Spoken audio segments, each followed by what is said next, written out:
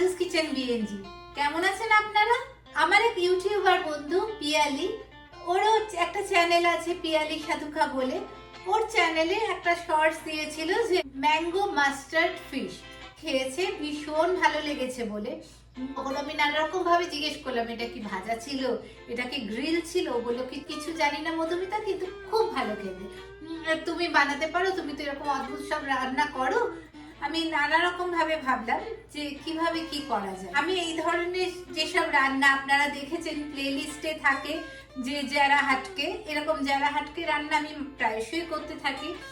আমি ভাবলাম যে আপনাদের সামনে আপনাদের নিয়ে এই রান্নাটা করব।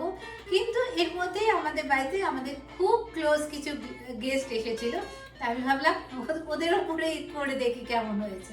তো ওরা খেলো এবং ওদের খুব ভালো লাগলো। প্রথমে ভেবেছিলাম যে অপেক্ষা করি গরমকাল আসুক, আম আসুক, পাকা আম আসুক, তারপর বানাবো। কিন্তু ভাবলাম অতদিন আমি অপেক্ষা করতে পারবো না, মাথায় যখন এসেছে বানিয়েই ফেলি। তাই জন্য বানিয়ে ফেললাম আর ওদেরও খুব পছন্দ হলো।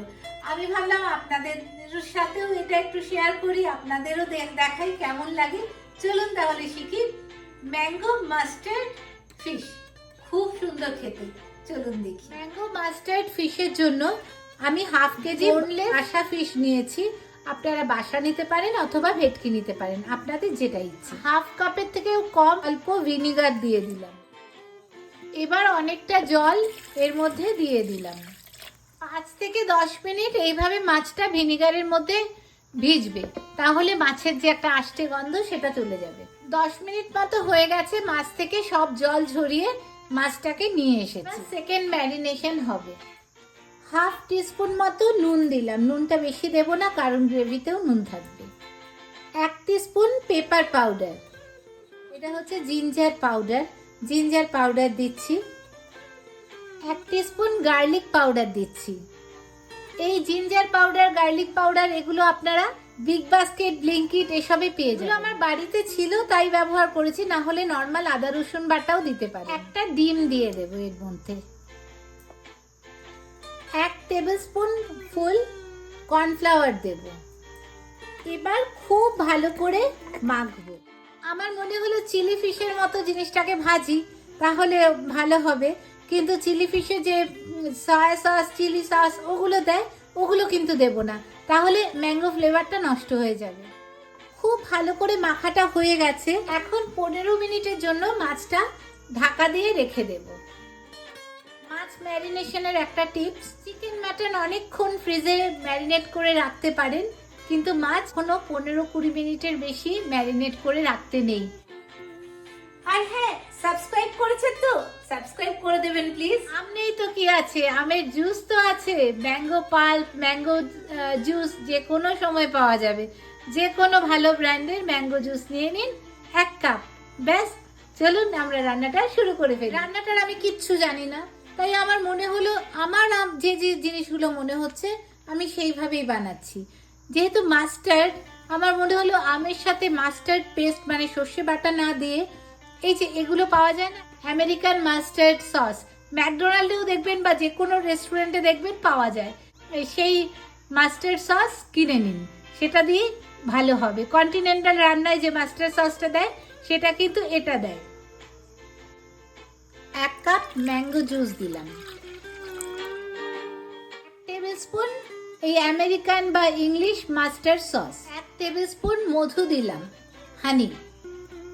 আমের জুস দিয়ে বানালে 1 টেবিল স্পুনই ঠিক আছে, কারণ আমের জুস তো এমনিই মিষ্টি হয়, আর যদি আম দিয়ে করেন তখন টক থাকে, তখন আর একটু বেশি হানি দিতে পারেন। 1 টেবিল স্পুন ধনে পাতা বা কোরিয়েন্ডার লিভস, এটা কুচি কুচি করে চপ করে দিয়েছি। টক মিষ্টি তো হলো, এবার ঝালের জন্য একটা শুকনো লঙ্কা দিয়ে দিন। বাড়িতে যদি চিলি ফ্লেক্স থাকে তাহলে 1 টিস্পুন চিলি ফ্লেক্সও দিয়ে দিতে পারেন, এরকম লঙ্কা দেওয়ার বদলে। হাফ টিস্পুন নুন দিলাম। এবার যে কাপের আমের রসটা দিয়েছি সেই কাপের হাফ কাপ অলিভ অয়েল দেব। এর মধ্যে সামান্য একটু লেবুর রস দিতে পারেন, কিন্তু আমি দিলাম না কারণ ম্যাঙ্গো জুস তো এমনিতে একটু টক মিষ্টি আছে, তাই লেবুর রসটা আমি আর দিলাম না। এবার মিক্সিতে খুব ভালো করে পেস্ট করব। এবারে অলিভ অয়েলটা পুরোটা না দিয়ে একটু পরে পরে একটু করে অলিভ অয়েল দেব। এইভাবে একবার করে অলিভ অয়েল দেব, মিক্সি চালাবো, আবার অলিভ অয়েল দেব, মিক্সি চালাবো। ম্যাঙ্গো মাস্টার্ড সস একদম রেডি। এখন একটু টেস্ট করে দেখুন যে ঠিক আছে না, একটু নুন লাগবে বা ঝাল লাগবে। আমি একটু টেস্ট করে দেখলাম, দারুণ হয়েছে, কিচ্ছু লাগবে না। Mango mustard sauce ready. এত সুন্দর হয়েছে এটা খেতে। আপনারা বাড়িতে এটা অন্য কিছুর সাথেও ব্যবহার করতে পারেন, পনির বানিয়ে তার উপরেও দিতে পারেন, খুব টেস্টি হয়েছে। আর আমের পেস্ট যখন করবেন তখন এটা আরও ঠিক হবে, কিন্তু আমি এরকম পাতলাই রাখলাম কারণ আমি এটা তো মাছের সাথে মেশাবো, না হলে এত ঠিক হলে জিনিসটা ঠিক ভালো লাগবে না। আর না হলে একটু আমের পেস্টটা নিয়ে একটু আপনারা কষিয়ে টষিয়ে নিয়ে ঘন করে নিতে পারেন, কিন্তু আমার মনে হলো এরকম লিকুইড টাইপের থাকলে বেশি ভালো হবে। এবারে এটা রেস্টে থাক, আর চলুন মাছগুলো ভেজে ফেলি। তেল গরম করতে বসিয়েছি, ততক্ষণে মাছটা চামচ দিয়ে এদিক ওদিক করে মিশিয়ে নিই। তেল গরম হয়ে গেছে, এবার মাছগুলো ভেজে নিই।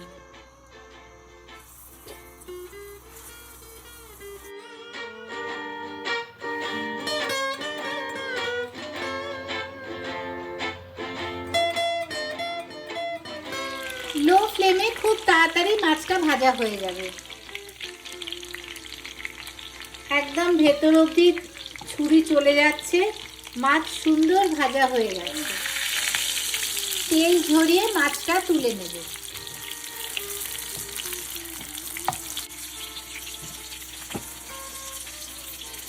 ফার্স্ট ব্যাচটা ভাজা হয়ে গেল, কি সুন্দর হয়েছে।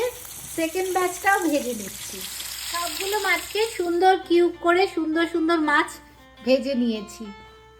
এরকমও খেতে পারেন, ভীষণ ভালো লাগে। প্রথমেই মিশিয়ে দেবেন না, এরকমভাবে রেখে দেবেন, যখন পরিবেশনের সময় হবে তখন এইভাবে মিক্স করবেন। সুন্দর মিক্সিং প্লেট নিয়ে নিয়ে আছে ম্যাঙ্গো মাস্টার্ড পেস্ট। প্লেটিং করছি এটা।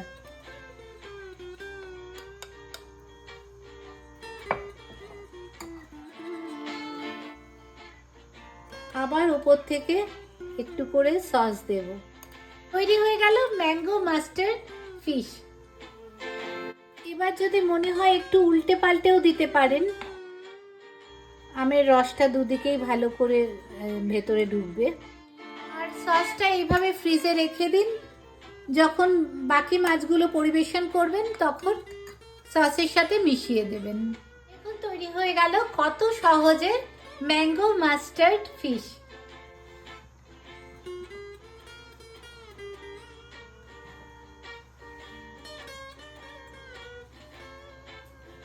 আপনারা বাড়িতে অবশ্যই বানাবেন, খুব ভালো খেতে হয় এটা। আর আমের জন্য অপেক্ষা করবেন না, ম্যাঙ্গো জুস, ম্যাঙ্গো পাল্প যা পান তাই দিয়ে বানিয়ে ফেলুন। আমার চ্যানেলে এরকম অনেক পরীক্ষা নিরীক্ষামূলক রান্না আছে, যেটা আপনারা যারা হাটকে প্লেলিস্টে পাবেন।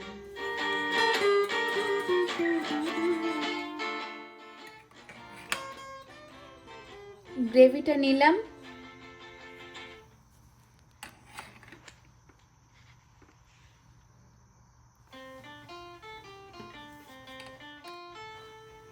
দেখুন কি নরম হয়েছে মাছটা, চাপ দিলেই একদম সুন্দরভাবে কেটে যাচ্ছে। আপনারা কিন্তু অবশ্যই বানাবেন, দেখুন কি সুন্দর হয়েছে, মুখে দিলেই মিলিয়ে যাবে। আর তার সাথে একটা অপূর্ব সুন্দর টেস্ট। টক ঝাল মিষ্টি যদি ভালোবাসেন তাহলে এটা বানাতে পারেন। রেস্টুরেন্টে খুব সুন্দর করে সাজানোর জন্য গ্রেভিটা কম দেয়, তাই জন্য আপনারা যদি মনে করেন এরকম কম গ্রেভি দিয়েও সাজাতে পারেন। সাবস্ক্রাইব করবেন, ভালো থাকবেন সবাই। Thank you. আর আমাকে রান্নাটা করে জানাবেন কেমন লাগলো।